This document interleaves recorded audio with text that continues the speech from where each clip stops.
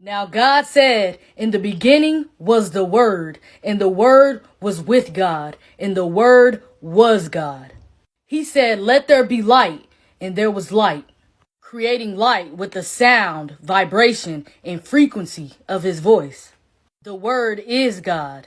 He created those same stars using the frequency of his voice and using the water bubbles throughout the water above the firmament.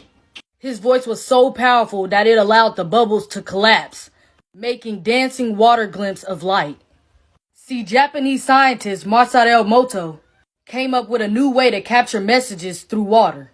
He took samples of water and freeze them at negative 25 degrees. He'll then analyze the water after a few hours underneath a dark field microscope with photographic capabilities in a lab in a constant temperature of negative 5 degrees. He'll then test out different audio frequencies and human sound vibrations on each sample. He focuses on human vibration energy, such as thoughts, words, music, and how it affects the molecular structure of water. Here's some of his results and works of him doing it. Using different sounds and words, creating different shapes on the water, as so. It's similar to the way somatics work. Basically, as the pitch and the tone increases, geometric patterns will form and become more complex. Somatics or sound frequencies in water resembles the pulsating pattern of what an actual star looks like when zoomed in. Different frequencies and sounds and vibrations in water created the different forms of dancing glimpses of light.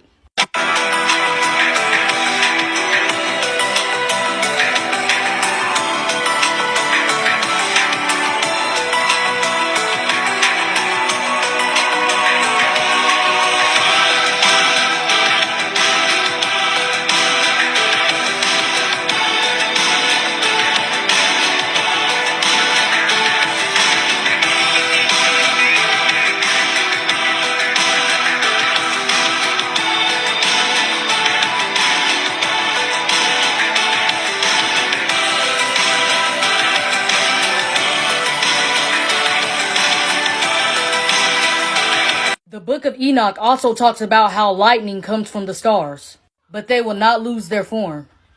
The Bible also talks about how powerful God's voice is. It's the sound of rumbling thunder when he speaks. So remember, God spoke the word into being, and it was so. Such as words, speech, sound, frequency, vibration. His words created the stars within the water above the firmament. The same way that scientists just showed us how they made a star. Using water by adding a frequency of a strong enough sound and vibration. What sound is more powerful than God's? Creating water bubbles that collapsed and bursted into light is the same way that God spoke light into existence, using the frequency, vibration, and sound of his voice through the water of the firmament, creating water bubbles all throughout the water, that his word was so strong it allowed the bubbles to burst into light, creating stars, creating the dancing glimpses of water above the firmament.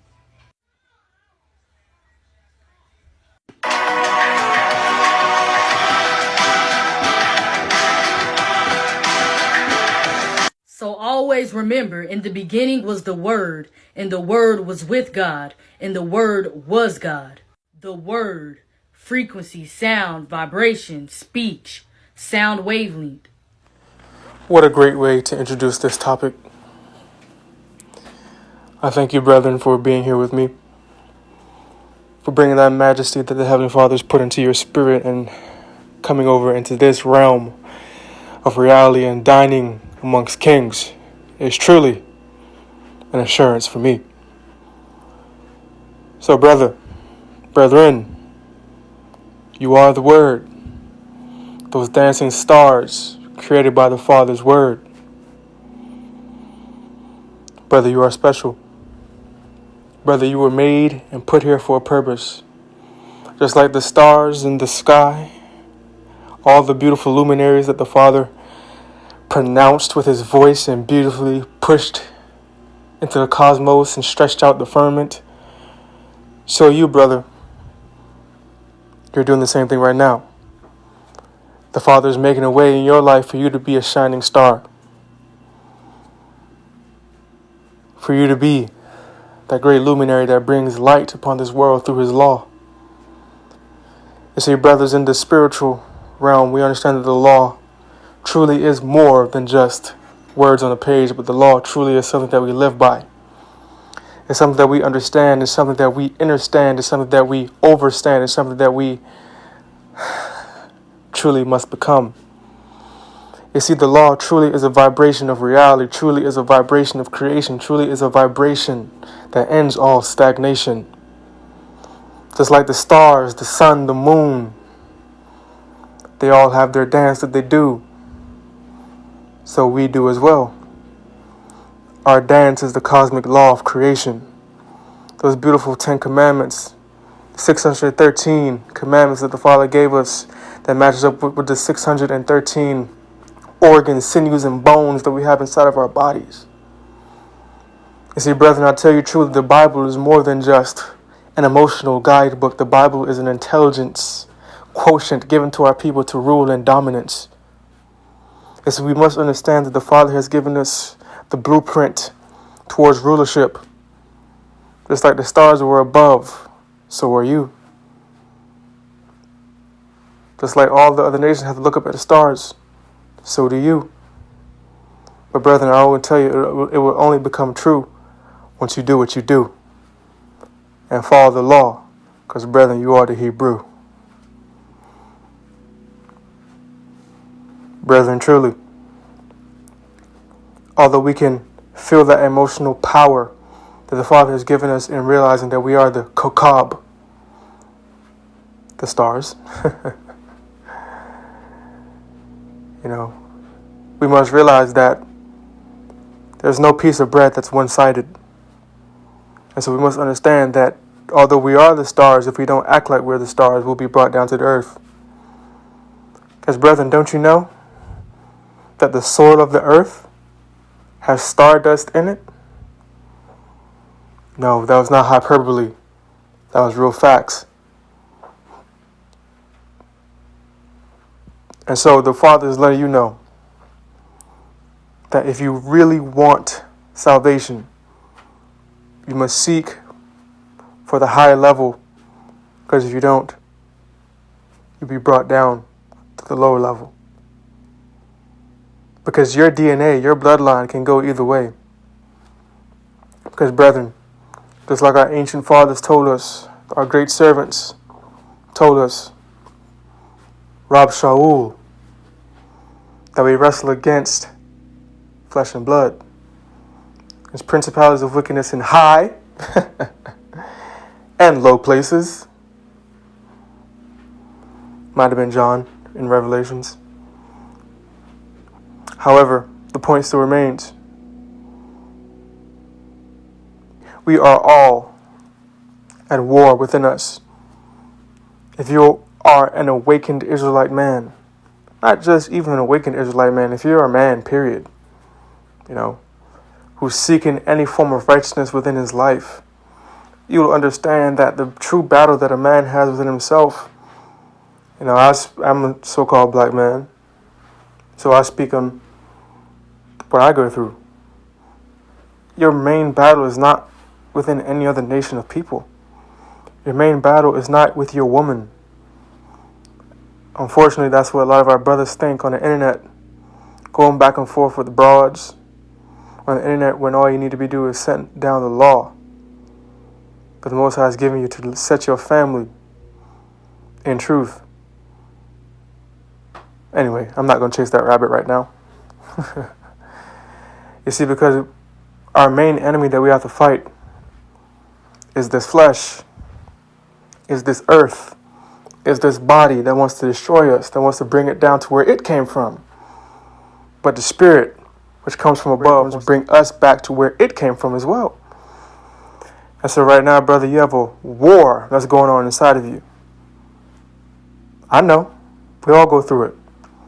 We all have those wars that we got to go through. But see, right now, brethren, this is a testing ground for us. The testing ground for us to become those stars, to become those shining luminaries that Heavenly Father can point at. And see, these are my sons. They were tried through the fire of earth, and they came out golden. Brethren, will you shine up? Will you rise up? before time's up. So let me tell you about an interesting experiment that our family conducted.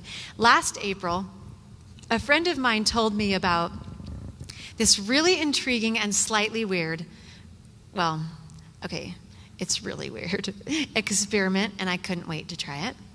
She told us to boil white rice, but instead of eating it for dinner, she told us to put it into glass canning jars. So we filled the jars with this cooked rice about halfway full.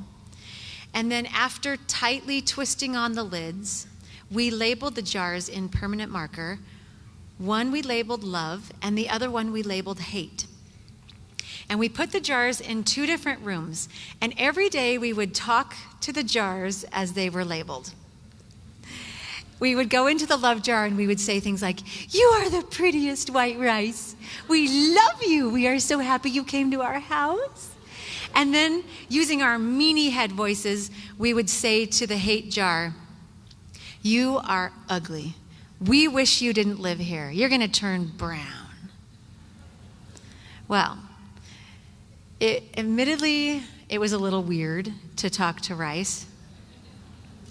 But after just 6 days, the hate rice started to develop black, yucky, moldy spots on the bottom, while the love jar was as white and fluffy as the day that we started. Amazed by what was happening, we continued being rice whisperers. And after 2 months of talking to the rice, the love jar was just as white and fluffy as the first day, but the hate jar had become a soupy, disgusting mini swamp. You couldn't even make out one of the grains of rice. Words did that. Not heat, not cold, not stirring, shaking, turning, mixing. Words. Unkind words. It was like a crazy science experiment. And it can actually be explained scientifically. The rapid oscillation of the larynx when not experiencing dysphonia carries through the amorphous and optically transparent jar into the dihydrogen monoxide in the aerisa sativa. Duh. Or in other words, the vibrations of our voice carried through the glass jar into the water in the rice, and the rice responded. But it was a real eye-opener to our family, from the 7-year-old to the 42-year-old, that words matter. An unkind word can linger in the mind, replayed over and over. Fortunately, so can a word of praise and a word of encouragement. Elder Holland said, "Words are sacred and must be spoken with care and by constraint of the Spirit." Words matter.